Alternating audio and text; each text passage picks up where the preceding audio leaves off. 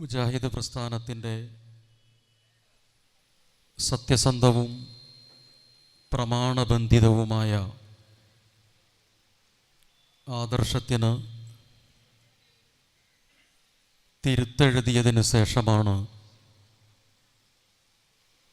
ഏതാണ്ട് 10 വർഷങ്ങൾക്ക് മുമ്പ് ഒരു മുജാഹിദേതര സംഘടന കേരളത്തിൽ രൂപം കൊണ്ടത്. സമസ്ത കേരള ജമിയത്തുൽ ഉലമ,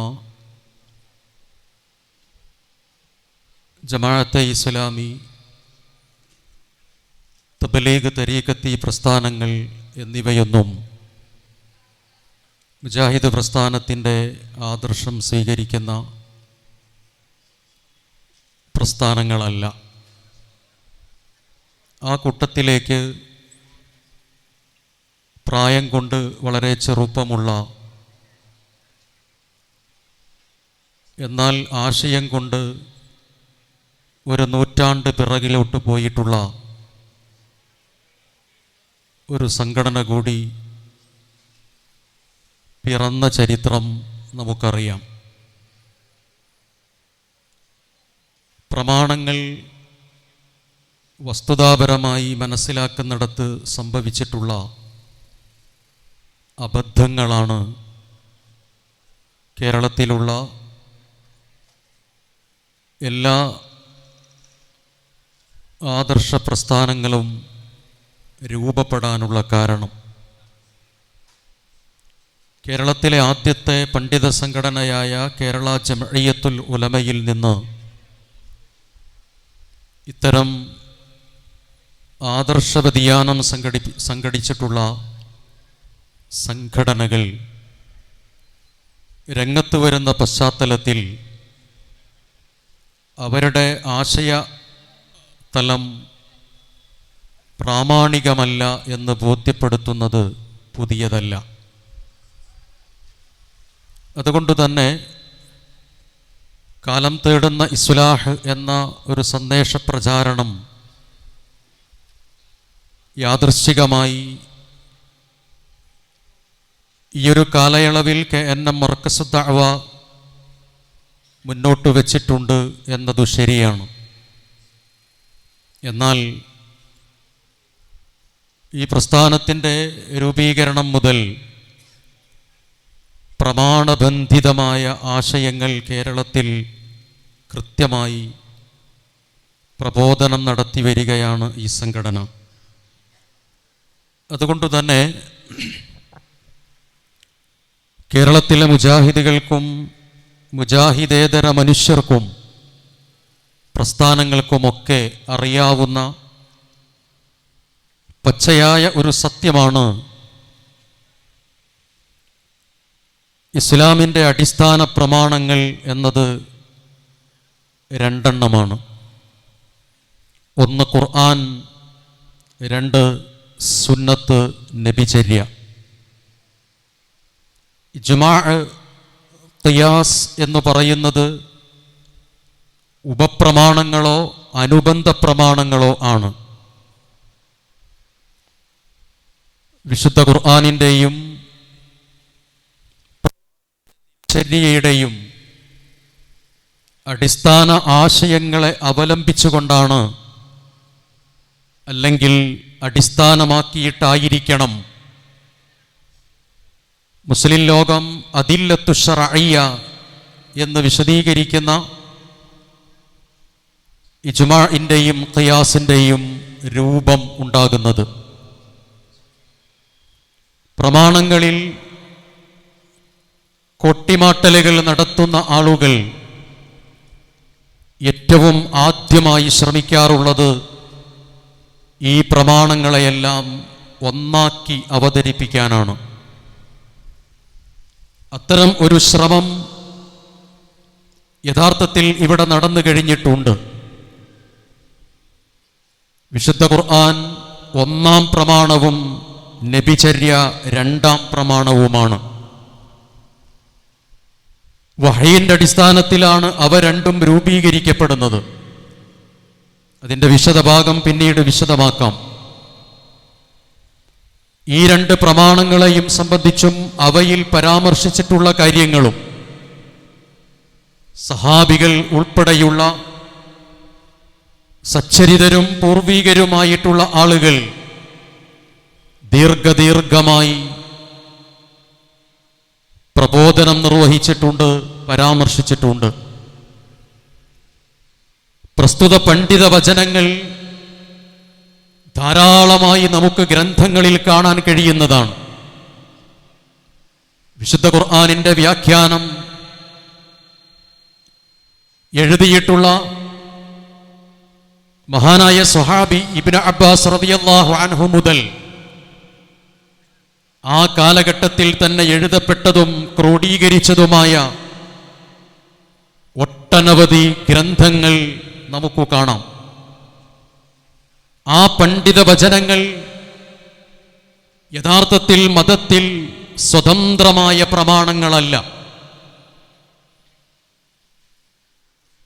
കാരണം പണ്ഡിതന്മാരായ ആളുകൾ അവർ തെറ്റുപറ്റാത്ത മഅസൂമുകളല്ല. ഇത് ഈ സ്റ്റേജിൽ നിന്ന് പുറത്തു പറയുന്നൊരാശയമേ അല്ല. ലോകത്തുള്ള എല്ലാ മുസ്ലിം സഹോദരങ്ങളും സുവ്യക്തമായി ഗ്രഹിക്കുന്ന ഒരു വസ്തുതയാണിത്.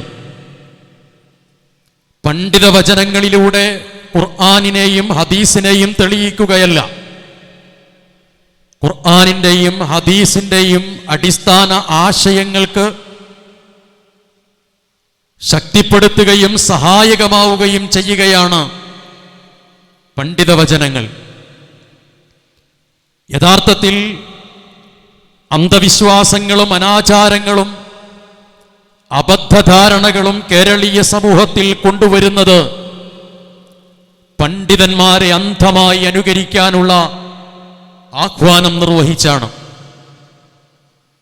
ആ പണ്ഡിതന്മാരുടെ ജനനം മുതൽ മരണം വരെയുള്ള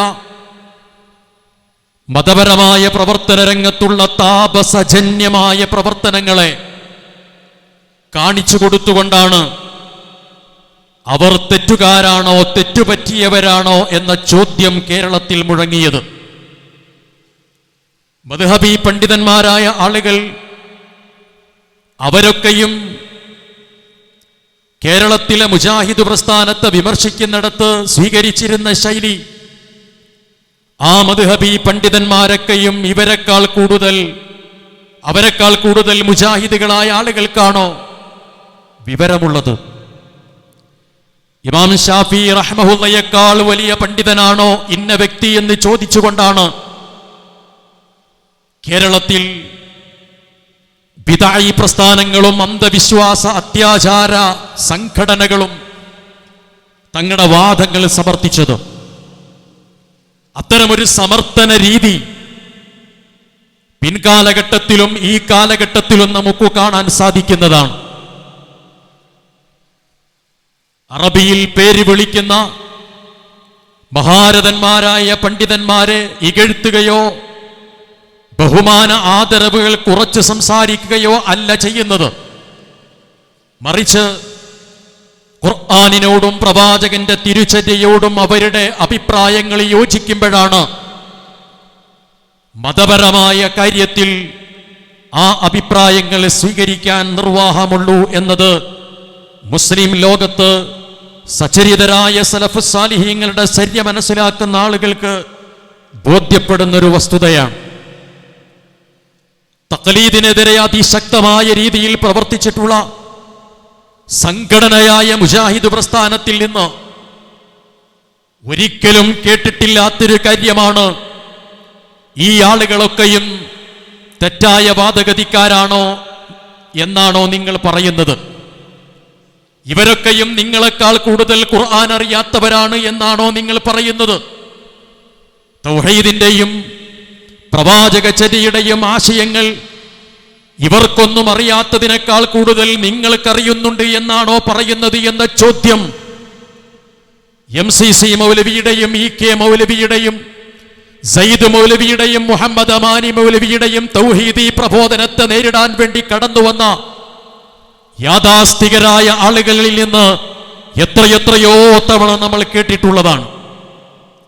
അത്തരം ഒരു വാദഗതി ഉന്നയിച്ചുകൊണ്ട് ഇസ്ലാമിന്റെ പ്രമാണത്തിൽ തിരുത്തലുകൾ വരുത്തുക എന്ന് പറയുന്നത് തന്നെയാണ് അന്ധവിശ്വാസങ്ങളെ പുനരാനയിക്കാനുള്ള ശ്രമത്തിന്റെ ഭാഗമാണ് എന്ന തിരിച്ചറിവിന്റെ ഒന്നാമത്തെ അടയാളം എന്ന് നാം മനസ്സിലാക്കണം.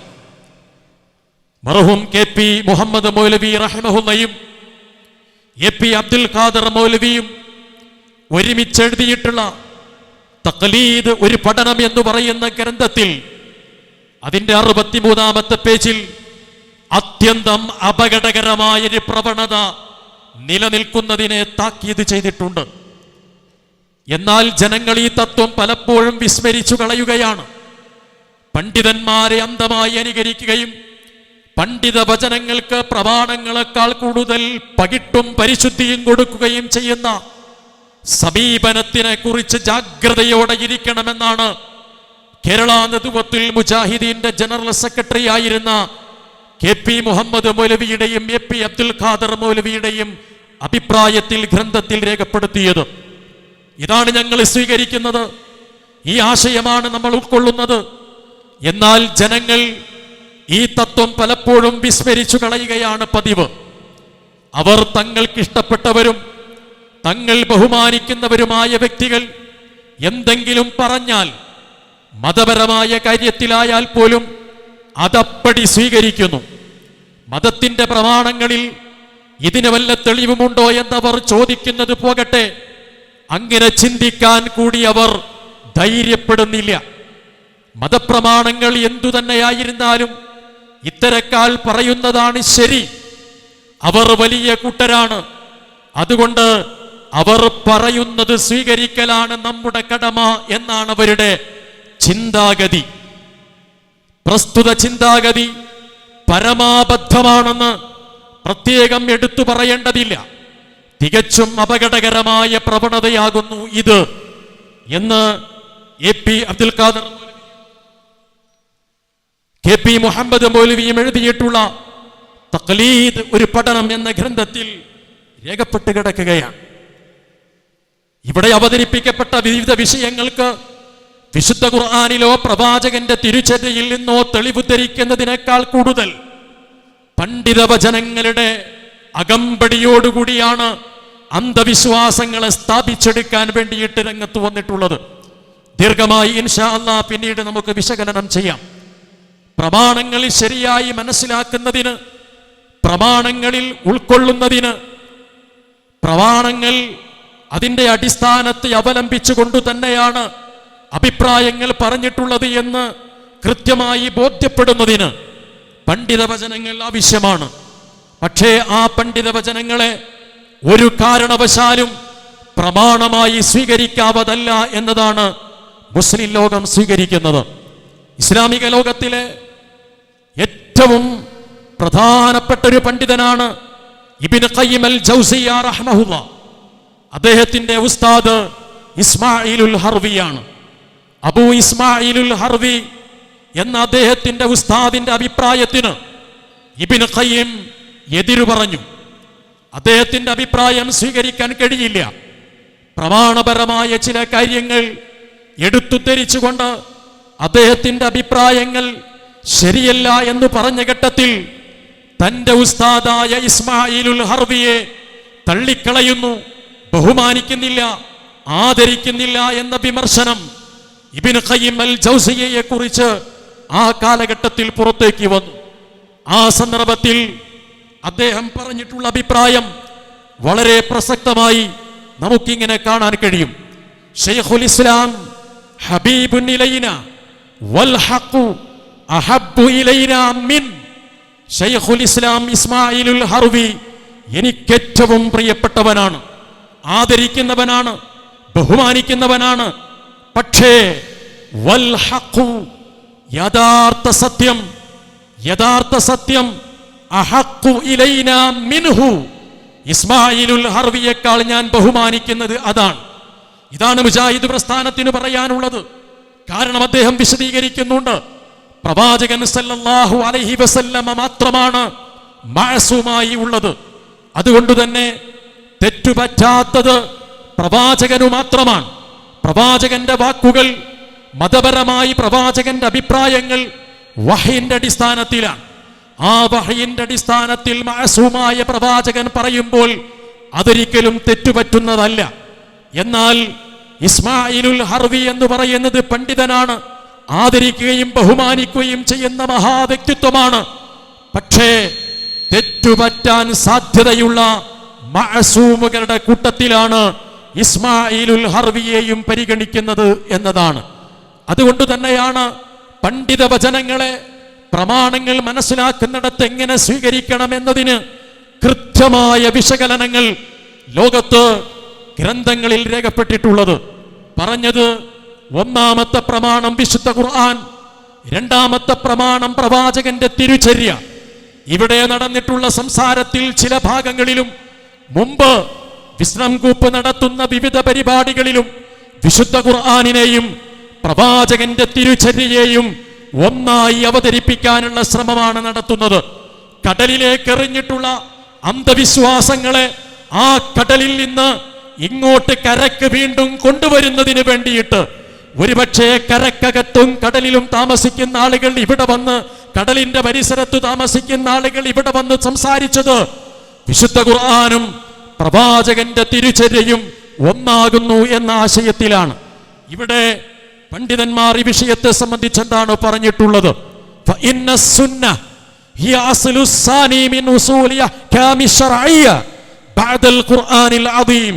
ഇമാം നബവി റഹ്മഹുല്ലാ അദ്ദേഹത്തിന്റെ ശറഹ് മുഹസ്ലിമിൽ വളരെ കൃത്യമായി രേഖപ്പെടുത്തിയിട്ടുണ്ട്.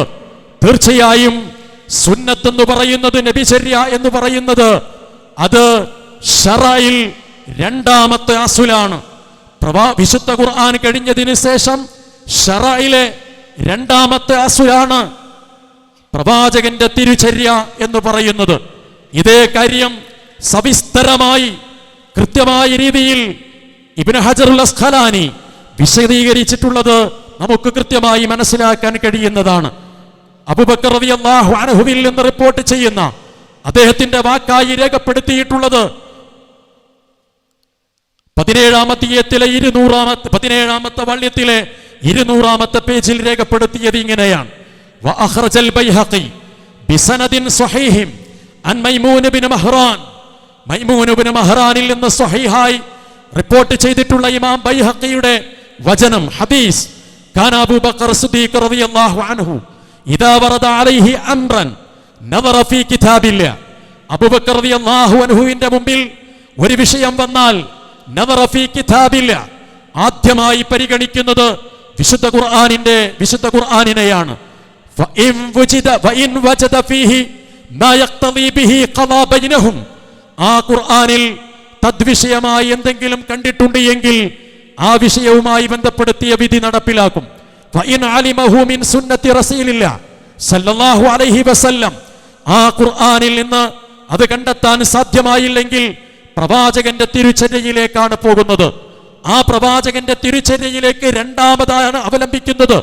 വഇല്ലം യഅലം ഖറജ ഫസഅലൽ മുസ്ലിമീന അനി സുന്ന, അതിൽ കണ്ടെത്തിയിട്ടില്ല എങ്കിൽ പിന്നീട് അല്ലാഹുവിന്റെ പ്രവാചകന്റെ തിരുചര്യ മനസ്സിലാക്കിയിട്ടുള്ള പണ്ഡിതരിലേക്ക്, ആളുകളിലേക്കാണ് അബൂബക്കർ റളിയല്ലാഹു അൻഹു പോയിട്ടുള്ളത് എന്ന കാര്യം വളരെ കൃത്യമായി രേഖപ്പെടുത്തിയിട്ടുണ്ട്. രണ്ടാം ഖലീഫയായ ഉമർ റളിയല്ലാഹു അൻഹു, അദ്ദേഹം ഖാദിയായിരുന്ന ശുറൈഹിന് നൽകിയിട്ടുള്ള നിർദ്ദേശം കൃത്യമായി ഗ്രന്ഥങ്ങളിൽ രേഖപ്പെടുത്തിയിട്ടുണ്ട്. പ്രസ്തുത ഗ്രന്ഥത്തിൽ തന്നെ 115ാമത്തെ പേജിൽ രേഖപ്പെടുത്തിയിട്ടുള്ളത് വഉമർ റളിയല്ലാഹു അൻഹു ഹുവല്ലദീ കതബ ഇലാ ശുറൈഹ്, ശുറൈഹായ ഭരണാധികാരിക്ക്, ഖാദിക്ക്, ഗവർണർക്ക് ഉമർ റളിയല്ലാഹു അൻഹു ആയ രണ്ടാം ഖലീഫ എഴുതുകയാണ്: ഉൻദുർ മാ തബയ്യന ലക മിൻ കിതാബില്ലാ ഫലാ തസ്അൽ അൻഹു അഹദൻ, നീ ആദ്യമായി വിഷയത്തിൽ പരിഗണിക്കേണ്ടത് വിശുദ്ധ ഖുർആനിന്റെ വചനങ്ങളെയാണ്. ഖുർആനിന്റെ വചനത്തിനപ്പുറത്ത് മറ്റൊന്നിനെയും മറ്റൊരാളോടും നീ കാര്യങ്ങൾ ചോദിക്കേണ്ടതില്ല. എന്നാൽ ഖുർആനിൽ നിന്ന് ആ കാര്യങ്ങൾ ലഭ്യമല്ലെങ്കിലോ ഫഇല്ലം യതബയ്യൻ ലക മിൻ കിതാബില്ലാ ഫത്തബിഅ ബിഹി സുന്നത റസൂലില്ലാഹി സ്വല്ലല്ലാഹു അലൈഹി വസല്ലം, രണ്ടാമതായി വിശുദ്ധ ഖുർആനിൽ നിന്ന് നിനക്ക് ലഭ്യമായിട്ടില്ല എങ്കിൽ നീ അവലംബിക്കേണ്ടത് റസൂലുള്ളാഹി സ്വല്ലല്ലാഹു അലൈഹി വസല്ലമയുടെ തിരുചര്യയായിരിക്കണം എന്നത് കൃത്യമായി രേഖപ്പെട്ട് കിടക്കുന്നതാണ്. ഇതാർക്കാണ് മനസ്സിലാകാത്തത്? ഇവിടെ മദ്രസകളിൽ പഠിക്കുന്ന, മുജാഹിദ് മദ്രസകളിൽ പഠിച്ചു വന്നിട്ടുള്ള കുട്ടികൾക്കറിയാം, ഒന്നാമത്തെ പ്രമാണം വിശുദ്ധ ഖുർആൻ, രണ്ടാമത്തെ പ്രമാണം പ്രവാചകന്റെ തിരുചര്യയാണ് എന്നത്.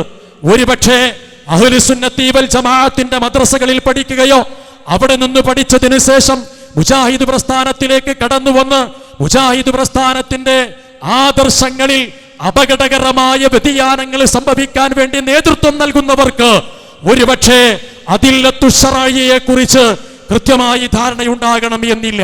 അതവർ തീരുമാനിക്കട്ടെ.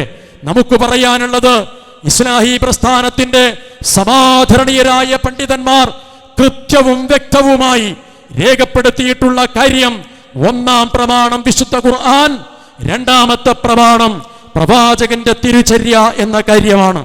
എന്തുകൊണ്ടാണ് അത്തരമൊരു അഭിപ്രായം കടന്നു വരുന്നത്? ആ അഭിപ്രായം കടന്നു വരാനുള്ള കാരണം വിശുദ്ധ ഖുർആനാണ് ഇതിന്റെ മാനദണ്ഡമായി സലഫ് സ്വാലിഹീങ്ങളും അതേപോലെ തന്നെ മുജാഹിദ് പ്രസ്ഥാനവും സ്വീകരിച്ചിട്ടുള്ളത്. സൂറത്തുൻ നിസായിലെ 59-ാമത്തെ വചനം നമുക്കറിയാം. യാ അയ്യുഹല്ലദീന ആമനു അത്തിഉല്ലാഹ വഅത്തിഉർ റസൂല വഉലിൽ അംരി മിൻകും. അല്ലാഹുവിനെ നിങ്ങൾ അനുസരിക്കണം, പിന്നീട് പ്രവാചകനെ അനുസരിക്കണം, പിന്നീട് നിങ്ങളുടെ കൈകാര്യകർത്തുക്കളെ അനുസരിക്കണമെന്ന വിശുദ്ധ ഖുർആനിന്റെ ഈ അധ്യാപനം സത്യവിശ്വാസികളോട് പറയുന്നത് പ്രമാണത്തിന്റെ മുൻഗണനാക്രമത്തെ കുറിച്ചാണ്. മഹാനായ പ്രവാചകൻ ഈ വിഷയം തന്നെയാണ് നമ്മെ ബോധ്യപ്പെടുത്തിയിട്ടുള്ളത്.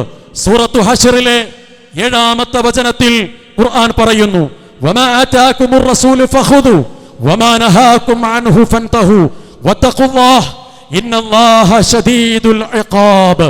അല്ലാഹുവിന്റെ പ്രവാചകൻ എന്താണോ നിങ്ങൾക്ക് കൊണ്ടുവന്നത് അത് നിങ്ങൾ സ്വീകരിക്കണം. എന്താണോ നിങ്ങൾക്ക് എതിർത്തിട്ടുള്ളത്, പാടില്ലെന്ന് പറഞ്ഞിട്ടുള്ളത്, നിഷേധവും നിരോധവുമായി വന്നിട്ടുള്ളത്, അതിനെ നിങ്ങൾ തള്ളിക്കളയുകയും ഉപേക്ഷ വരുത്തുകയും ഒഴിവാക്കുകയും ചെയ്യേണ്ടതാണ്. വിശുദ്ധ ഖുർആനിന് ശേഷം പ്രവാചകന്റെ തിരുചര്യ, ആ തിരുചര്യ സമ്പൂർണമായി സ്വീകരിക്കാത്ത ഒരാളെ സംബന്ധിച്ചിടത്തോളം ഒരു കാരണവശാലും അയാൾക്ക് സത്യവിശ്വാസിയാകാൻ സാധ്യമല്ല. ഗൗരവത്തോടുകൂടിയാണ് വിശുദ്ധ ഖുർആൻ ഈ കാര്യത്തെ ഉണർത്തിയിട്ടുള്ളത്. ഫലിയഹ്ദരില്ലദീന യുഖാലിഫൂന അൻ അംരി അൻ തുസീബഹും ഫിത്ന ഔ യുസീബഹും അദാബുൻ അലീം. നിങ്ങൾ ജാഗ്രതയോടുകൂടി ഒരു കാര്യം മനസ്സിലാക്കേണ്ടതുണ്ട്. ഖുർആൻ ഒന്നാമത്തെ പ്രമാണവും തിരുചര്യ രണ്ടാമത്തെ പ്രമാണവുമായി പരിഗണിക്കുമ്പോൾ ആ പ്രവാചകന്റെ തിരുചര്യയോട് ഏതെങ്കിലും തരത്തിലുള്ള അവജ്ഞയോ അവഗണനയോ നിരൂപണമോ നിഷേധമോ നിങ്ങൾക്ക് സംഭവിക്കാൻ പാടുള്ളതല്ല. കാരണം ഷഹാദത്തു കലിമയുടെ ഭാഗമാണത്.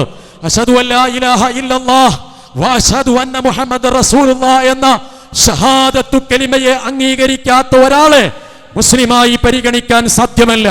അതുകൊണ്ട് തന്നെ എന്റെ ചര്യക്ക് വിരുദ്ധമായ, എന്റെ കൽപ്പനയ്ക്ക് വിരുദ്ധമായ ഏതെങ്കിലും ഒരു മാർഗം നിങ്ങൾ സ്വീകരിക്കുന്നുവെങ്കിൽ നിങ്ങൾക്ക് ഈ ഭൗതിക ജീവിതത്തിൽ പരീക്ഷണങ്ങൾ വരുന്നത്, പാരത്രിക ലോക ജീവിതത്തിൽ കഠിനകഠോരമായ ശിക്ഷ വരുന്നത് നിങ്ങൾ ജാഗ്രതയോടെ കാണണമെന്നത് വിശുദ്ധ ഖുർആനിന്റെ കൽപ്പനയാണ്. സത്യവിശ്വാസിയായി മാറുന്നതിന് വിശുദ്ധ ഖുർആനിലെയും പ്രവാചകന്റെ തിരുചര്യയെയും സമഗ്രമായി സമ്പൂർണമായി ഒരു തരത്തിലും സ്വയം തീരുമാനത്തിന് അവലംബിക്കാത്ത വിധത്തിൽ കൃത്യമായി അനുധാവനം ചെയ്യേണ്ടതുണ്ട് എന്നത് ഇസ്ലാമിന്റെ കൽപ്പനയാണ്. ആ കൽപ്പന വിശുദ്ധ ഖുർആനിൽ വരുന്ന സന്ദർഭത്തിൽ ഒരു കാരണവശാലും ഖുർആനിനെ പോലെ തന്നെയാണ് പ്രവാചകന്റെ തിരുചര്യ എന്ന് വ്യാഖ്യാനിക്കാനുള്ള ശ്രമം വിശുദ്ധ ഖുർആനിന്റെ ഖണ്ഡനമാണ്, വിശുദ്ധ ഖുർആനിന്റെ തിരുത്തലാണ്, ഖുർആനിന്റെ നിഷേധമാണ് എന്ന് കൃത്യമായി മനസ്സിലാക്കേണ്ടതുണ്ട്. ചോദ്യം ഒന്നാമത്തേത് ചോദിക്കുന്നു, പ്രവാചകന്റെ തിരുചര്യയെ വിശുദ്ധ ഖുർആനിന് തന്നെ സമശീർഷമായി രേഖപ്പെടുത്തിയിട്ട് പ്രമാണങ്ങളുടെ മുൻഗണനാക്രമം നിശ്ചയിക്കുമ്പോൾ ഖുർആനിനെ പോലെ തന്നെയാണ് പ്രവാചകന്റെ തിരുചര്യയുമെന്ന് അദില്ലത്തു ശറഈയുടെ ഭാഗമായി അവതരിപ്പിച്ചത് ഏത് ഖുർആനിന്റെ ആയത്തിന്റെ അടിസ്ഥാനത്തിലാണ്? ഏത് പ്രവാചക ചര്യയുടെ അടിസ്ഥാനത്തിലാണ്? ഏത് പ്രവാചകന്റെ ചര്യയുടെയും ഖുർആനിനെയും അവലംബിച്ചുകൊണ്ട് കൃത്യവും വ്യക്തവുമായി രേഖപ്പെടുത്തിയിട്ടുള്ള ഏത് വചനപ്രകാരമാണ് എന്ന് മുജാഹിദുകളോട് പറയണം, കേരളത്തിലെ മുസ്ലിങ്ങളോട് പറയണം. കാരണം നിങ്ങളുടെ മഹാരഥന്മാരായ ആളുകൾ, പണ്ഡിതന്മാരായി പരിചയപ്പെടുത്തുന്ന ആളുകൾ നിങ്ങൾക്കു തന്നെ ഖണ്ഡനം രേഖപ്പെടുത്തിയിട്ടുണ്ട്. കൃത്യമായി ഖുർആനിന്റെ വചനങ്ങൾ ഉദ്ധരിച്ചുകൊണ്ട് ഖുർആൻ 1, പ്രവാചകന്റെ തിരുചര്യ 2 എന്ന് കൃത്യമായി പറഞ്ഞു തന്നിട്ടുണ്ട്. അവർ പറയുന്നതാണോ ശരി, അതല്ല ഇവിടെ വന്ന് അവതരിപ്പിച്ചിട്ടുള്ള ആളുകൾ പറയുന്നതാണോ ശരി എന്ന് ഇത് കേൾക്കുന്ന ആളുകൾ തീരുമാനിക്കട്ടെ. 3 രൂപങ്ങൾ. 1, നബി സല്ലല്ലാഹു അലൈഹി വസല്ലമക്കുള്ള അനുസരണയെ അള്ളാഹുവിന്റെ അനുസരണയോട് ചേർത്തി പറഞ്ഞു. അറബി ഭാഷയിൽ ഒരു നിയമം, അത്ഫ് ചെയ്താൽ അല്ലേ, ഒന്നൊന്നിനോട് അത്ഫ് ചെയ്തിട്ടുണ്ടെങ്കിൽ, അത്ഫ് ചെയ്യാൻ തന്നെ ചേർത്തി പറയാ, വ എന്ന് പറഞ്ഞിട്ട് നമ്മൾ ചേർത്തി പറയില്ലേ, അങ്ങനെ അത്തിയുല്ലാഹ വ അത്തിയുർ റസൂല. ആ അത്തിയുല്ലാഹ എന്നതാകാൻ പാടില്ല അത്തിയുർ റസൂല എന്ന് പറയുന്നത്. മുആയറത്ത് ഉണ്ടാകണമെന്നാണ് അറബി ഭാഷയുടെ നിയമം. അപ്പൊ അള്ളാഹുവിനുള്ള അനുസരണമല്ല എന്ത്, അള്ളാഹുവിന്റെ റസൂലിനുള്ള അനുസരണം. ചില ആളുകൾ പറയും അള്ളാഹിന്റെ റസൂലിനെ അനുസരിക്കാന്ന് പറഞ്ഞാൽ ഖുർആൻ അനുസരിക്കാന്ന്. അപ്പൊ പിന്നെ അത്തിയുല്ലാഹ എന്ന് പറഞ്ഞാലോ, അപ്പൊ അത്തിയുല്ലാഹ എന്ന് പറഞ്ഞതാകാൻ പാടില്ല അത്തിയുർ റസൂല എന്ന് പറഞ്ഞത്. അപ്പൊ റസൂലിനുള്ള അനുസരണം പ്രത്യേകം വേറെ തന്നെയാണ് എന്നതാണ് അറബി നിയമപ്രകാരം തന്നെ മനസ്സിലാക്കാൻ സാധിക്കുന്നത്. നിങ്ങൾക്ക് എന്താണ് മനസ്സിലായത്? അത്തിയുല്ലാഹ വ അത്തിയുർ റസൂല എന്ന വിശുദ്ധ ഖുർആനിന്റെ വചനം, ആ വചനത്തിന്റെ അടിസ്ഥാനത്തിൽ രണ്ടും രണ്ടെണ്ണമായി നിൽക്കണം എന്നു തന്നെയാണ്. രണ്ടും രണ്ടെണ്ണമായി നിൽക്കണം എന്ന് പറഞ്ഞാൽ എന്താണ് അതിന്റെ അർത്ഥം? ഇൻഷാ അല്ലാഹ് ഞാൻ വിശദീകരിക്കാം. അവിടെ 1 ഖുർആൻ 2 സുന്നത്ത് എന്നു തന്നെയാണ് രേഖപ്പെടുത്തിയിട്ടുള്ളത് എന്ന കാര്യം നിങ്ങളുടെ പണ്ഡിതനായ ഹംസ മദീനിയുടെ വാക്കുകളിൽ നിന്ന് നിങ്ങൾക്ക് മനസ്സിലായി കാണും. എൻ്റെ കയ്യിലുള്ളത് ബഹുമാന്യനായ പണ്ഡിതൻ കുഞ്ഞു മുഹമ്മദ് മദനി പറപ്പൂർ അവറുകളുടെ പുസ്തകമാണ്. അദ്ദേഹത്തിന്റെ പുസ്തകത്തിൽ അദ്ദേഹം പറയുന്നു, കുഞ്ഞു മുഹമ്മദ് മദനി പറപ്പൂർ ബഹുമാനപ്പെട്ട വൈസ് പ്രസിഡന്റാണ് എന്നാണ് എൻ്റെ അറിവ്. ആ വൈസ് പ്രസിഡന്റിന്റെ അഭിപ്രായം അദ്ദേഹത്തിന്റെ പുസ്തകത്തിൽ സുന്നത്ത് അർത്ഥവും പ്രാധാന്യവും എന്ന പുസ്തകം, യുവത പ്രസിദ്ധീകരിച്ച പുസ്തകം, 13 രൂപക്ക് വാങ്ങാൻ കിട്ടുന്ന പുസ്തകം, ഇതേ പേരിൽ മറ്റൊരു പുസ്തകം നിലവിലുണ്ട്. അതുകൊണ്ടാണ് അതിൽ ചെറിയ വ്യത്യാസങ്ങളൊക്കെ വരുത്തിയിട്ടുണ്ട്. അതിൻ്റെ കാരണം സംഘടനാപരമായ വ്യത്യാസങ്ങളാണ് എന്ന് കരുതുന്നു, അല്ലെങ്കിൽ തിരുത്തി പറയണം. ഇതിൽ പറയുന്ന കാര്യം ചുരുക്കത്തിൽ സുന്നത്തിനെ കുറിച്ച് വിശദീകരിച്ച് കഴിഞ്ഞതിന് ശേഷം പറയുന്നു, ചുരുക്കത്തിൽ സുന്നത്ത് എന്നത് പരിശുദ്ധ ഖുർആനിന്റെ വിശദീകരണമാണ്. യോജിക്കുന്നു. ഇസ്ലാമിലെ 2ാം പ്രമാണമാണ്.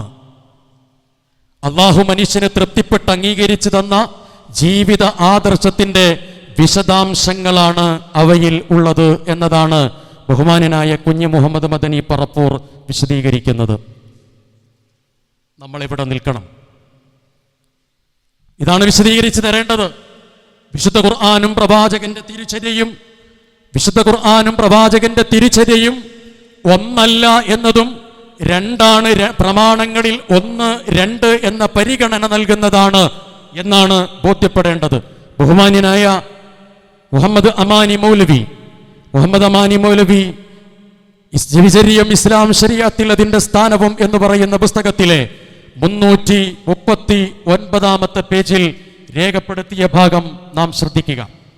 വിശദമായി കാര്യങ്ങൾ ചർച്ച ചെയ്തതിനു ശേഷം ഖുർആൻ അള്ളാഹുവിൽ നിന്നുള്ളതും സുന്നത്ത് അള്ളാഹുവിന്റെ റസൂലിൽ നിന്നുള്ളതും എന്ന നിലക്കും സുന്നത്തിന് 2ാം സ്ഥാനമാണ് ഉള്ളത്. മറ്റൊരു നിലക്കും ഖുർആൻ 1ാം സ്ഥാനം അർഹിക്കുന്നു. സുന്നത്ത് ഒന്നുകിൽ ഖുർആനിൽ പ്രസ്താവിച്ചതിന്റെ വ്യാഖ്യാനമോ വിവരണമോ ആയിരിക്കും, അല്ലെങ്കിൽ ഖുർആനിനുള്ളതിന് പുറമെ കൂടുതലായുള്ള വല്ല വിഷയവും ആയിരിക്കും. ഖുർആനിന്റെ വ്യാഖ്യാനമോ വിവരണമോ ആയിരിക്കുമ്പോൾ മുൻസ്ഥാനം അതിന്റെ മൂലമായ ഖുർആനിനു തന്നെ. സലഫുസാലിഹീങ്ങളായ ആളുകളുടെ അഭിപ്രായം, മുജാഹിദ് പ്രസ്ഥാനത്തിലെ മഹാപണ്ഡിതന്മാരുടെ അഭിപ്രായം, വിസ്ഡം ഗ്രൂപ്പിൽ നേതൃത്വം നൽകുന്ന സമാദരണീയരായ പണ്ഡിതരിൽ ചിലരുടെ അഭിപ്രായം, വിശുദ്ധ ഖുർആനിനെയും പ്രവാചകന്റെ തിരുചര്യയെയും എങ്ങനെ കാണണം എന്നതിൻ്റെ ഭാഗമാണ് നമ്മൾ പറഞ്ഞത്. ഈ അഭിപ്രായപ്രകാരമാണ് കേരളത്തിൽ മുജാഹിദ് പ്രസ്ഥാനം അതിൻ്റെ പ്രവർത്തനങ്ങളും പ്രബോധന പ്രവർത്തനങ്ങളും നിർവഹിച്ചിട്ടുള്ളത്. ഇവിടെ സുന്നത്ത് രണ്ടാം സ്ഥാനം എന്ന് പറയുമ്പോൾ നാം കൃത്യമായി മനസ്സിലാക്കേണ്ട ഒരു കാര്യം, മഹാനായ പ്രവാചകൻ മുഹമ്മദ് മുസ്തഫ സല്ലല്ലാഹു അലൈഹി വസല്ലമയുടെ തിരുചര്യ സമ്പൂർണമായി സംരക്ഷിക്കപ്പെട്ടിട്ടുണ്ട്. കാരണം പ്രവാചകൻ സല്ലല്ലാഹു അലൈഹി വസല്ലമ പറഞ്ഞത്, മാ തറക്തു ശൈഅൻ യുഖരിബുകും ഇലല്ലാഹ് ഇല്ലാ വഅമർതുകും ബിഹി വമാ തറക്തു ശൈഅൻ യുബഅദുകും അനില്ലാഹ് ഇല്ലാ വഖദ് നഹൈതുകും അൻ. അല്ലാഹു സുബ്ഹാനഹു വ തആല നരകത്തിൽ നിന്ന് രക്ഷപ്പെടാൻ എന്തൊക്കെയാണോ ആവശ്യമുള്ളത്, അത് സ്വർഗത്തിലേക്ക് അടുപ്പിക്കാൻ എന്തൊക്കെയാണോ ആവശ്യമുള്ളത്, ആ കാര്യം അള്ളാഹുവിങ്കിൽ നിന്ന് വരേണ്ടത്, അള്ളാഹു നിർദ്ദേശിച്ചു തന്നിട്ടുള്ള കാര്യങ്ങൾ ഏതൊക്കെയാണോ അത്, അള്ളാഹു അരുത് എന്ന് പറഞ്ഞിട്ടുള്ള കാര്യങ്ങൾ ഏതൊക്കെയാണോ അത് കൃത്യമായി നബി സല്ലല്ലാഹു അലൈഹി വസല്ലമ നമ്മെ പഠിപ്പിച്ചു തന്നിട്ടുണ്ട്. ഹദീസുകൾ വഴിയാണ് അവ നമുക്ക് ലഭിക്കുന്നത്. നബിചര്യ പൂർണ്ണമാണ് എന്ന വിശ്വാസമാണ് മുജാഹിദുകൾക്കുള്ളത്. സലഫ് സാലിഹീങ്ങളായ ആളുകളുടെ വിശ്വാസവും ഇതിൽ നിന്ന് ഭിന്നമായതല്ല. മഹാനായ പ്രവാചകൻ മുഹമ്മദ് മുസ്തഫ സല്ലല്ലാഹു അലൈഹി വസല്ലമ വഫാത്താകുന്ന സന്ദർഭത്തിൽ അള്ളാഹു ഏൽപ്പിച്ചിട്ടുള്ള ദൗത്യം പൂർണ്ണമായി പൂർത്തീകരിക്കുകയും ഒരു സത്യവിശ്വാസിയായ മനുഷ്യന് സ്വർഗത്തിലേക്ക് അടുക്കുന്നതിലൊന്നും നരകത്തിൽ നിന്ന് രക്ഷപ്പെടുന്നതിനും ആവശ്യമായിട്ടുള്ള എല്ലാ കാര്യങ്ങളും സമ്പൂർണമായി അറിയിച്ചു തന്നിട്ടാണ് മരണപ്പെട്ടത് എന്ന് വിശ്വസിക്കുകയാണ് മുസ്ലിം ലോകം ചെയ്യുന്നത്. അതാണ് ഖുർആനിനോടും പ്രവാചകചര്യയോടും യോജിക്കുന്ന ഭാഗം. അതുകൊണ്ട് തന്നെ നബിചര്യയിൽ ഏതെങ്കിലും തരത്തിലുള്ള സംശയങ്ങൾ ഉണ്ട് എന്ന് കരുതേണ്ടതില്ല. മറിച്ച് നബിചര്യ നമുക്ക് ലഭിക്കുന്നത് ഹദീസ് വഴിയാണ് എന്ന കാര്യം. ആ ഹദീസ് വഴിയാണ് എന്ന് പറയുമ്പോൾ സുന്നത്ത് എന്നതാണ് ഹദീസ്. സുന്നത്ത് രണ്ടാമത്തെ പ്രമാണമാണ്. രണ്ടാമത്തെ പ്രമാണം എന്ന് പറയുമ്പോൾ അത് രണ്ടാം തരം പ്രമാണമാണ് എന്ന് മനസ്സിലാക്കാൻ പാടില്ല.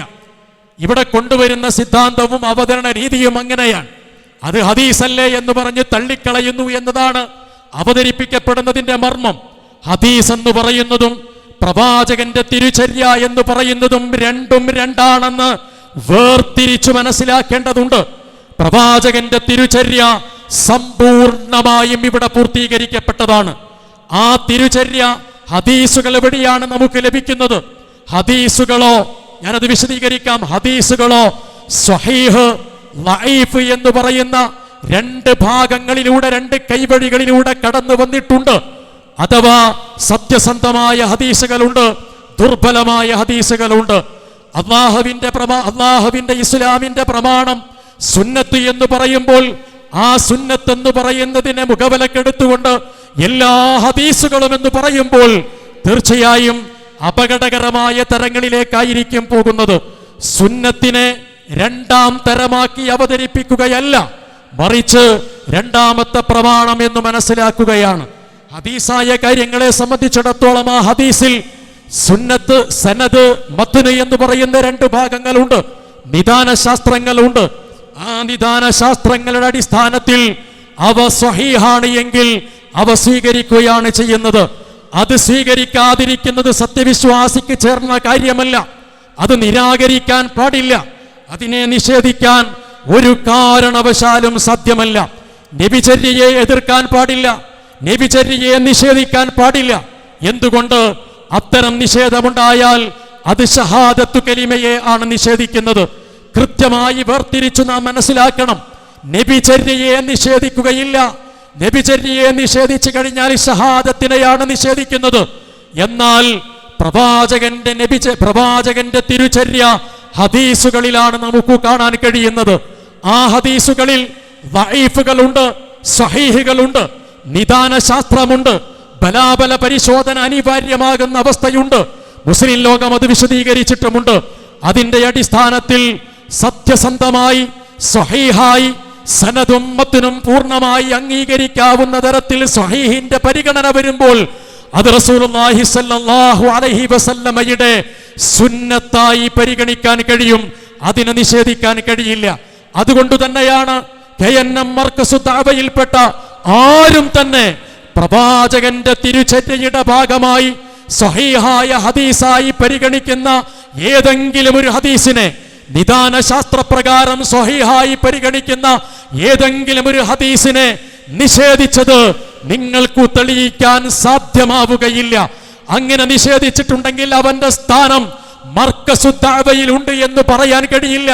മർക്കസുദ്ദഅവയിലല്ല കൂട്ടരെ, ഇസ്ലാമിൽ തന്നെ അവന് സ്ഥാനമില്ല. പിന്നെ എങ്ങനെയാണ് മർക്കസുദ്ദഅവയുടെ പരിഗണനയിലേക്ക് അയാൾ വരുന്നത്? നിങ്ങൾക്ക് വേണമെങ്കിൽ ചോദ്യം നമ്പർ 1, ചോദ്യം നമ്പർ 2 എന്ന് പറഞ്ഞൊക്കെ അവതരിപ്പിക്കാം. ഈ അവതരിപ്പിക്കുന്നതിന്റെ യഥാവിധി എന്താണ് എന്ന് മനസ്സിലാകാതിരിക്കുക വഴി നിങ്ങൾ ജനങ്ങളെ കബളിപ്പിക്കുക മാത്രമാണ് ചെയ്യുന്നത്. എന്നു മാത്രമല്ല, ഇത് നിങ്ങൾക്ക് വിശദീകരിക്കാൻ നിദാന ശാസ്ത്രപ്രകാരം സ്വഹീഹായി വന്നിട്ടുള്ള ഹദീസുകളിൽ ഞങ്ങൾ നിഷേധിച്ചിട്ടില്ല എന്ന് പറയാൻ മർക്കസുദ്ദഅവക്ക് ധൈര്യമുണ്ടോ എന്ന് ഇവിടുന്ന് ഒരു പണ്ഡിതൻ ചോദിക്കുകയുണ്ടായി. യഥാർത്ഥത്തിൽ അദ്ദേഹത്തിന്റെ ആളുകൾ പറയുന്നത് തന്നെ കേട്ടിട്ടില്ല. കാരണം ഇവിടെ പരിപാടി സംഘടിപ്പിച്ചതിന്റെ ഏതാണ്ട് 2-3 ആഴ്ച മുമ്പ് അവരുടേതായ ഒരു പ്രോഗ്രാം എന്ന നിലയ്ക്ക് ഞാൻ പെരിന്തൽമണ്ണയിൽ സംസാരിച്ചിട്ടുള്ള ഇതേ വാക്ക് എടുത്തിട്ട് വിശകലനം നടത്തിയിട്ടുണ്ട്. എന്നാൽ അന്ന് ആ വിശകലനത്തിൽ പങ്കെടുത്തത് കാരാമൂസ സ്വലാഹിയായിരുന്നു, ഫൈസൽ മുസ്ലിയാരായിരുന്നില്ല. ഒരുപക്ഷെ ഫൈസൽ മുസ്ലിയാർ ഈ കാര്യം അറിയാത്തത് കൊണ്ടാണോ എന്നെനിക്കറിഞ്ഞുകൂടാ. നിങ്ങൾ തന്നെ അതെടുത്ത് പറഞ്ഞിട്ടുണ്ട്, നിങ്ങൾ തന്നെ അതിന് മറുപടിയും പറഞ്ഞിട്ടുണ്ട്. പഴയ മറുപടികളൊന്നും പറയാനില്ലാത്തത്, പുതിയ മറുപടിയൊന്നും പറയാനില്ലാത്തത് കൊണ്ട് ഈ വാദം അവതരിപ്പിക്കുക മാത്രമാണ് ചെയ്തിട്ടുള്ളത്. അതുകൊണ്ട് പ്രവാചകൻ സല്ലല്ലാഹു അലൈഹി വസല്ലമയിൽ നിന്ന് സ്വഹീഹായി വന്നിട്ടുള്ള നിദാന ശാസ്ത്രപ്രകാരം സ്വഹീഹായി പരിഗണിക്കുന്ന ഒരൊറ്റ ഹദീസ് പോലും KNM മർക്കസുദ്ദഅവ തള്ളുകയോ നിഷേധിക്കുകയോ വലിച്ചെറിയാൻ വേണ്ടി ആഹ്വാനം നടത്തുകയോ ചെയ്തിട്ടില്ല. നിങ്ങൾ കൊണ്ടുവരുന്ന ഏതൊക്കെ ഹദീസുകളായിരുന്നാലും ശരി, ആ ഹദീസുകളെ കുറിച്ച് മുസ്ലിം ലോകം എന്താണ് അഭിപ്രായം പറഞ്ഞിട്ടുള്ളത്, നിദാന ശാസ്ത്രപ്രകാരം ആ ഹദീസുകൾ എവിടെയാണ് നിൽക്കുന്നത് എന്ന കാര്യം നിങ്ങളുകൂടി ഒന്ന് പരിശോധിക്കേണ്ടതുണ്ട്.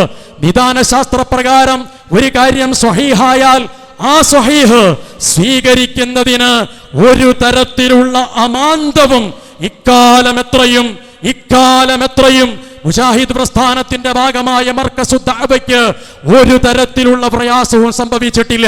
കാരണം ഞങ്ങളൊക്കെ പൂർവസൂരികളായ മുജാഹിദ് പ്രസ്ഥാനത്തിലെ പണ്ഡിതന്മാർ എഴുതിയിട്ടുള്ള മദ്രസ പാഠപുസ്തകങ്ങളിൽ നിന്ന് അഖീദ പഠിച്ചു വന്നവരാണ്. ഞങ്ങൾ സമസ്ത കേരള ജംഇയ്യത്തുൽ ഉലമയുടെ ഏതെങ്കിലും കിതാബുകളിൽ നിന്നോ ഏതെങ്കിലും പാഠപുസ്തകങ്ങളിൽ നിന്നോ അല്ല ദീനിനെ കുറിച്ച് പഠിച്ചു വന്നിട്ടുള്ളത്. ഒരുപക്ഷെ പഠിച്ച ഭാഗങ്ങൾ തിരുത്തിയിട്ട് പ്രസ്ഥാനത്തിലേക്ക് കയറി വരുന്ന ഘട്ടമുണ്ടാകുമ്പോൾ ആ കയറി വരുന്ന ഘട്ടത്തിൽ താൻ നിന്നിരുന്ന അതേ പാളയത്തിലുള്ള വിശ്വാസം തന്നെയല്ല ഇപ്പോൾ ഉണ്ടാകേണ്ടത്, മറിച്ച് പ്രതിനിധീകരിക്കുന്ന പ്രസ്ഥാനത്തിന്റെ വിശ്വാസമായിരിക്കണം നമുക്കുണ്ടായിരിക്കേണ്ടത്. മുജാഹിദുകൾക്ക് ഈ വിഷയത്തിൽ ഒരു തർക്കവും ഇല്ല എന്ന കാര്യമാണ് സൂചിപ്പിക്കാനുള്ളത്.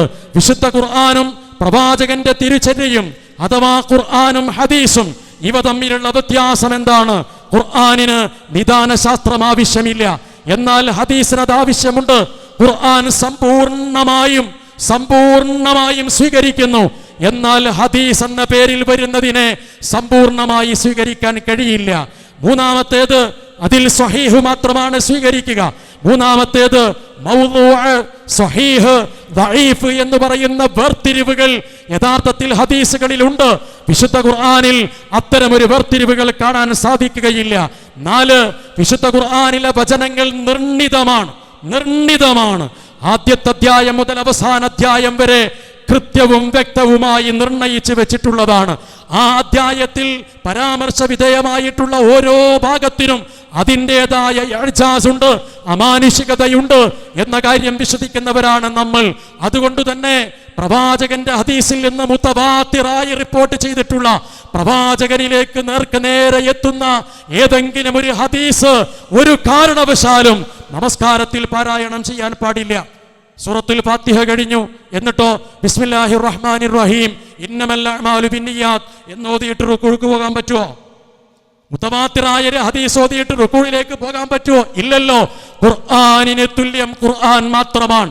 ഇത് ഖുർആൻ മാത്രവാദമല്ല, ഖുർആനിന്റെ മാനുഷികതയെ അംഗീകരിക്കുക എന്ന വസ്തുത ലോകത്ത് എങ്ങനെയാണോ കാണാൻ സാധിക്കുന്നത് അങ്ങനെ വിശദീകരിക്കുക മാത്രമാണ് ചെയ്യുന്നത്. വിശുദ്ധ ഖുർആനിന്റെ ക്രോഡീകരണം പ്രവാചകന്റെ കാലത്ത് തന്നെ സമ്പൂർണമായി നിർവഹിക്കപ്പെട്ടിട്ടുണ്ട്. എന്നാൽ പ്രവാചകൻ സല്ലല്ലാഹു അലൈഹി വസല്ലമ പറഞ്ഞിട്ടുള്ള ഹദീസുകൾ ഒറ്റ ഗ്രന്ഥത്തിൽ ക്രോഡീകരിക്കപ്പെടുന്ന അവസ്ഥ ഉണ്ടായിട്ടില്ല എന്ന് നമ്മൾ മനസ്സിലാക്കണം. ചില കാര്യങ്ങൾ കൂടി പറയണം ഈ വിഷയത്തിൽ. ഹദീസുകൾ ഒറ്റ ഭാഗമായി ക്രോഡീകരിച്ചിട്ടില്ല, ഒറ്റ ബുക്കായി വന്നിട്ടില്ല. ഹദീസിനെ കുറിച്ചുള്ള പഠനങ്ങളും നിരൂപണങ്ങളും ഇന്നും തുടർന്നുകൊണ്ടിരിക്കുന്നുണ്ട്. അതൊരിക്കലും തന്നെ അവസാനിച്ചു എന്ന് പറയാൻ സാധ്യമാവുകയില്ല.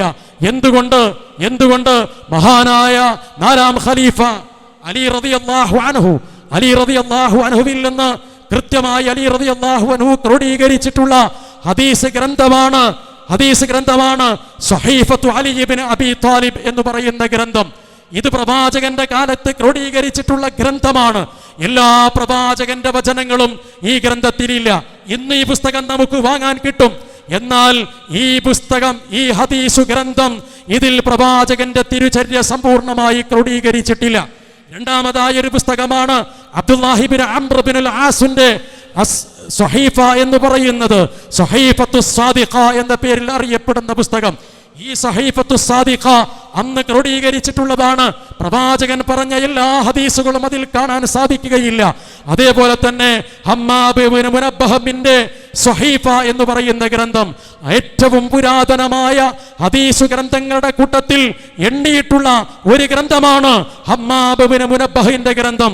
അദ്ദേഹം മരിക്കുന്നത് ഹിജ്റ 101 എന്ന കാര്യം പ്രത്യേകമായി ശ്രദ്ധിക്കേണ്ടതുണ്ട്.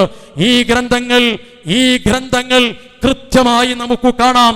ഹദീസുകളെ കുറിച്ച് അതിൽ രേഖപ്പെടുത്തിയിട്ടുണ്ട്.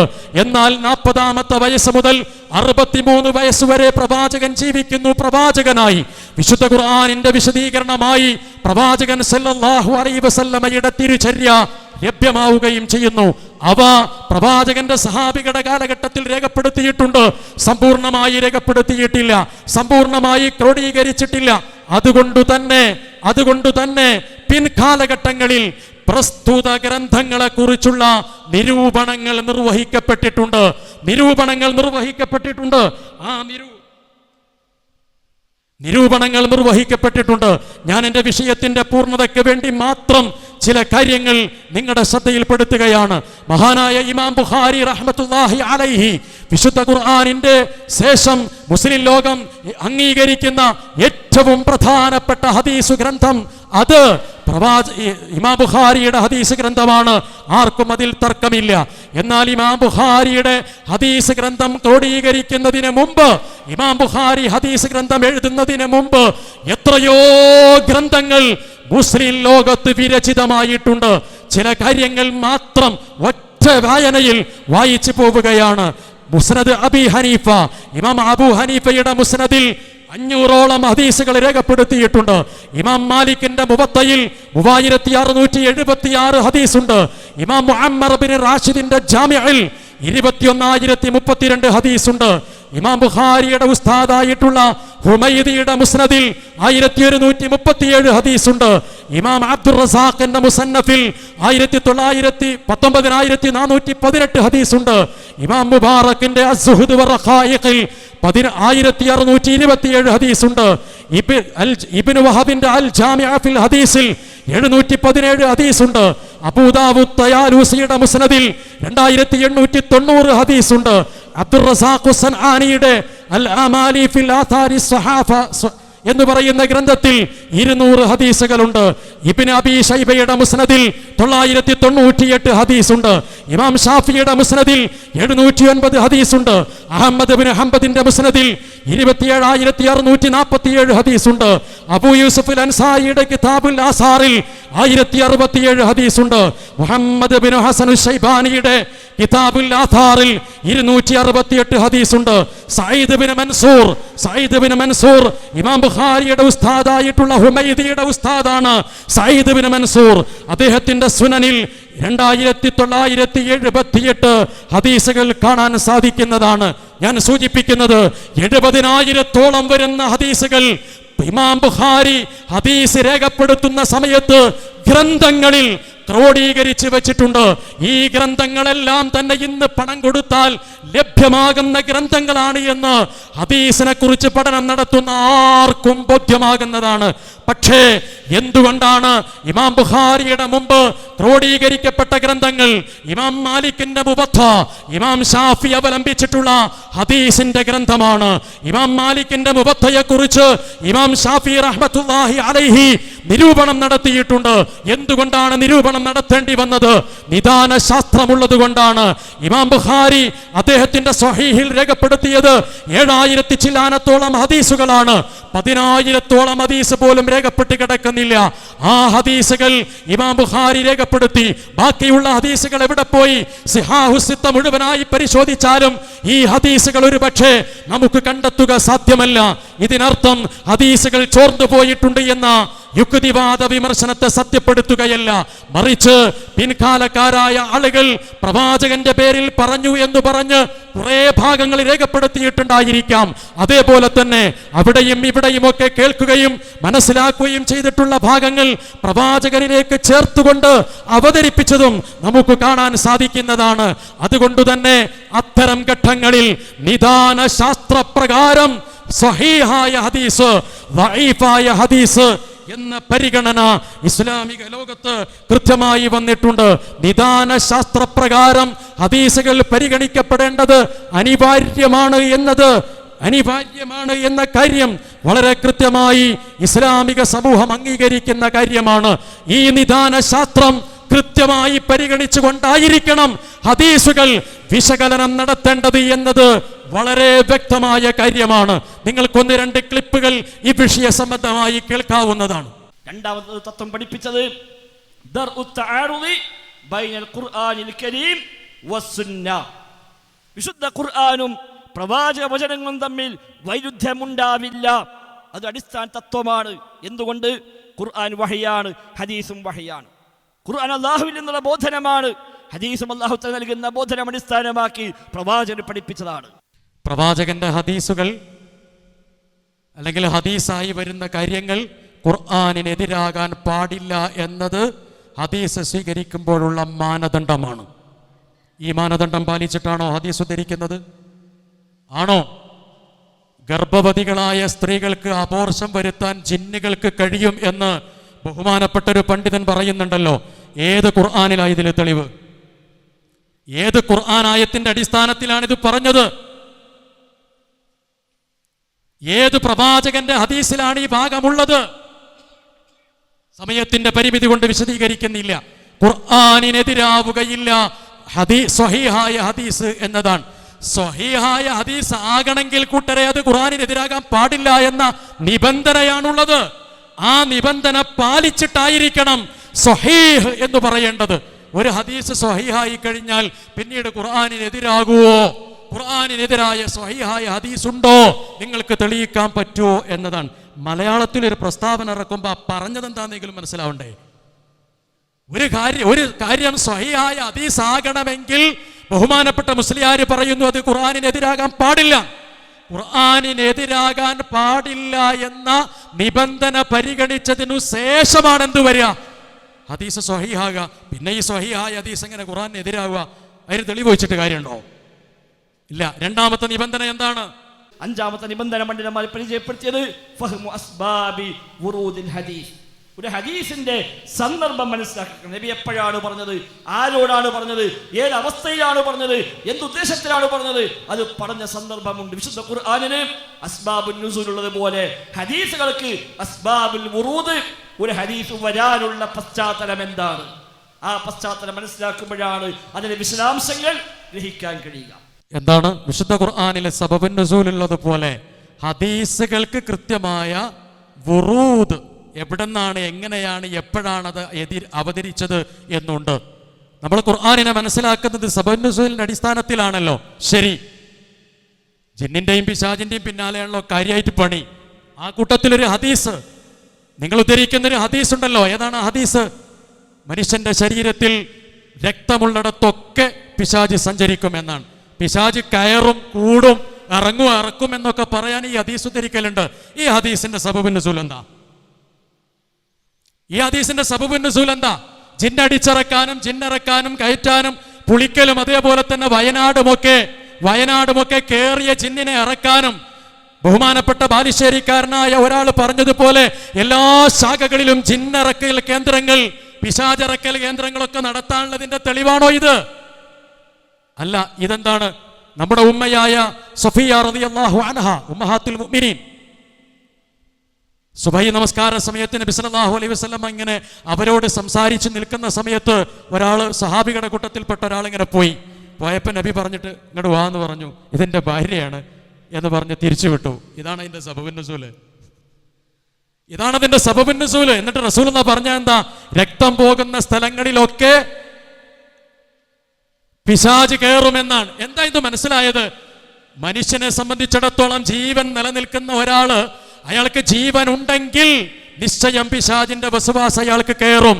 പിശാചിന്റെ വസുവാസിന് കാരണമാകാൻ, ദുർമന്ത്രത്തിന് കാരണമാകാൻ, ഞാൻ അങ്ങനെ പോണ സമയത്ത് നബി മസ്ജിദുൽ ഹറാമിന്റെ തൊട്ടടുത്ത് എന്നൊന്നും പറയണ്ട എന്ന് കരുതിയിട്ട് നബി സല്ലല്ലാഹു അലൈഹി വസല്ലമ കൃത്യമായി ബോധ്യപ്പെടുത്തി കൊടുത്തതാണ്.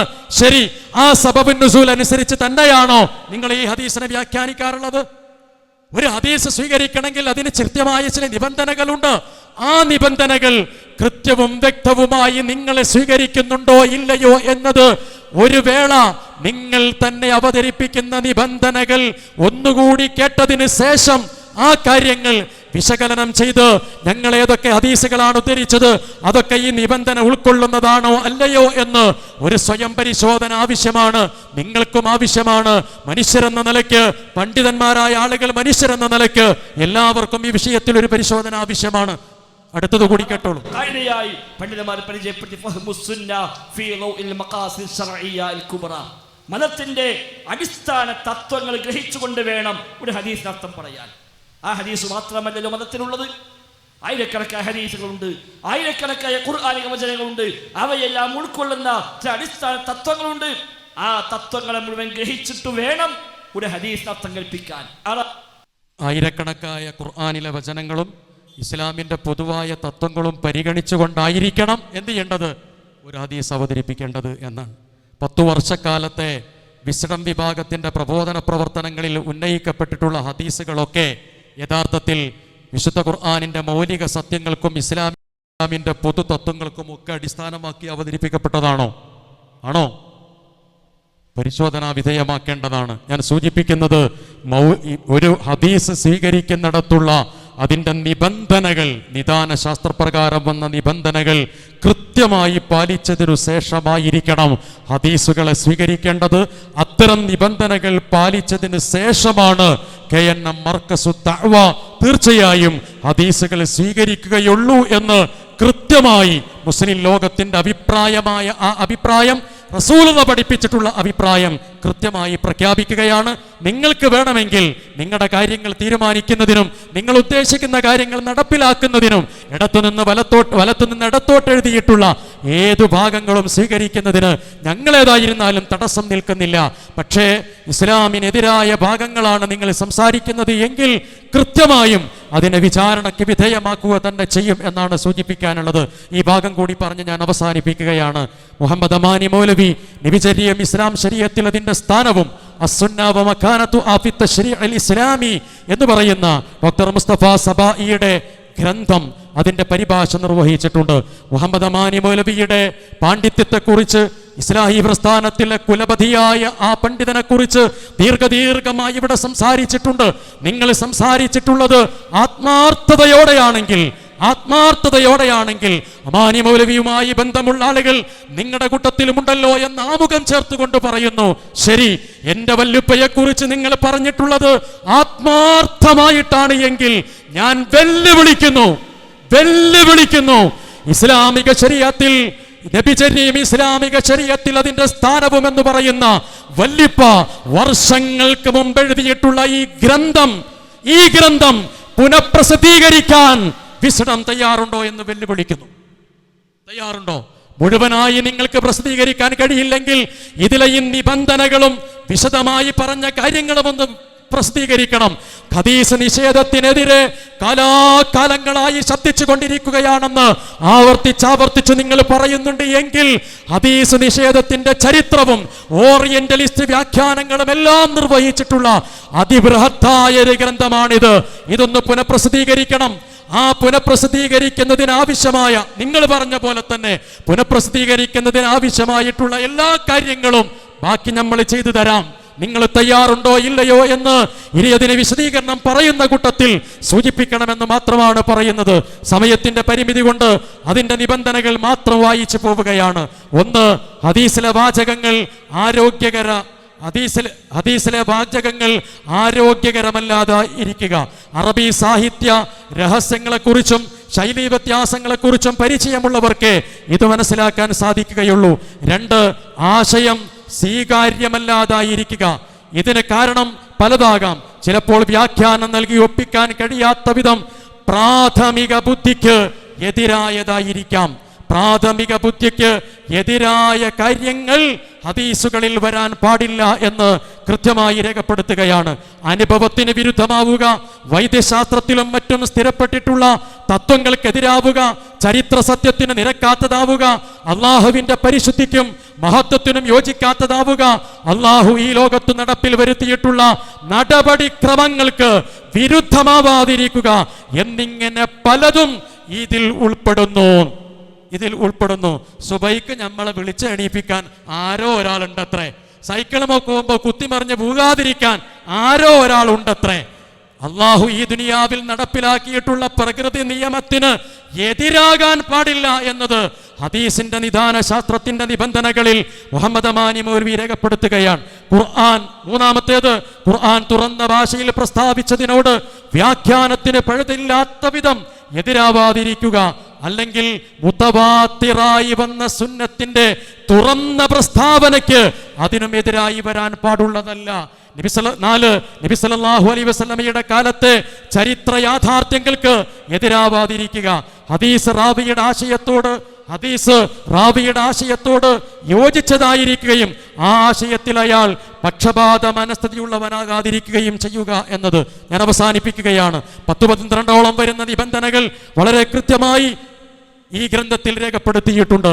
അതുകൊണ്ട് ഹദീസ് നിദാന ശാസ്ത്രപ്രകാരം എന്തൊക്കെയാണോ നിബന്ധനകൾ പറഞ്ഞിട്ടുള്ളത് ആ നിബന്ധനകൾ മുസ്തലഹുൽ ഹദീസിൽ രേഖപ്പെട്ട് കിടക്കുന്ന നിബന്ധനകളാണ്. ആ മുസ്തലഹുൽ ഹദീസിൽ രേഖപ്പെട്ട നിബന്ധനകൾ അനുസരിച്ചുകൊണ്ട് ഹദീസുകൾ വരുമ്പോൾ അതിനെ സ്വഹീഹ് എന്ന് പറയും. ആ നിബന്ധനകൾ ഏതെങ്കിലും തരത്തിൽ തെറ്റു സംഭവിച്ചാൽ അതിനെ ദഈഫ് എന്ന് പറയും. ആ ദഈഫിൽ നിന്ന് പിന്നീട് മൗദൂഅ്, പൂർണ്ണമായും നിർമ്മിതമായ ഹദീസുകൾ എന്ന് പറയും. ഈ വ്യത്യാസങ്ങൾ പരിഗണിച്ചുകൊണ്ടുള്ള ഹദീസുകൾ തീർച്ചയായും മുസ്ലിം ലോകം അത് സ്വീകരിച്ചു പോന്നിട്ടുണ്ട്. പ്രവാചകന്റെ തിരുചര്യയായി അതിനെ ഉൾക്കൊണ്ടിട്ടുണ്ട്. ആ പ്രവാചകന്റെ തിരുചര്യയ്ക്ക് ഒരു തരത്തിലും എതിരായ രീതിയിൽ പ്രവർത്തിക്കാൻ പാടില്ലാത്തതുമാണ്. അതുകൊണ്ട് ഹദീസ് എന്ന് പറയുന്ന പേരിൽ ഒളിച്ചു കടത്താൻ ശ്രമിക്കുന്ന എല്ലാ കാര്യങ്ങളെയും സ്വീകരിച്ചാൽ മാത്രമേ മുസ്ലിമാവുകയുള്ളൂ. ഹദീസ് എന്ന പേരിൽ ഉന്നയിക്കപ്പെടുന്ന എല്ലാ കാര്യങ്ങളും ഉൾക്കൊണ്ടാൽ മാത്രമേ നിങ്ങൾ ഹദീസ് സ്വീകരിക്കുന്നവരാവുകയുള്ളൂ. അല്ലെങ്കിൽ ഹദീസ് നിഷേധികളാകും എന്ന് നിങ്ങൾ പറയുന്നുവെങ്കിൽ ആ ഹദീസ് നിഷേധത്തിന്റെ ടാഗ് നിങ്ങളിലേക്ക് തന്നെയാണ് തിരിച്ചു വരിക എന്നതാണ് ഈ വിഷയത്തിൽ സൂചിപ്പിക്കാനുള്ളത്. ഇൻഷാ അല്ലാഹ് ഇതിനുമായി ബന്ധപ്പെടുത്തിയിട്ടുള്ള മറ്റു വിഷയങ്ങൾ ചോദ്യോത്തരത്തിലും മറ്റനുബന്ധമായ സംസാരങ്ങളിലും നമുക്ക് സംസാരിക്കാം എന്ന് മാത്രം അഭിപ്രായപ്പെട്ടുകൊണ്ട് ഞാൻ എൻ്റെ വാക്കുകൾക്ക് വിരാമം കുറിക്കുകയാണ്. വആഖിറു ദഅ്വാനാ അനിൽ ഹംദുലില്ലാഹി റബ്ബിൽ ആലമീൻ. അസ്സലാമു അലൈക്കും വറഹ്മത്തുള്ളാഹി.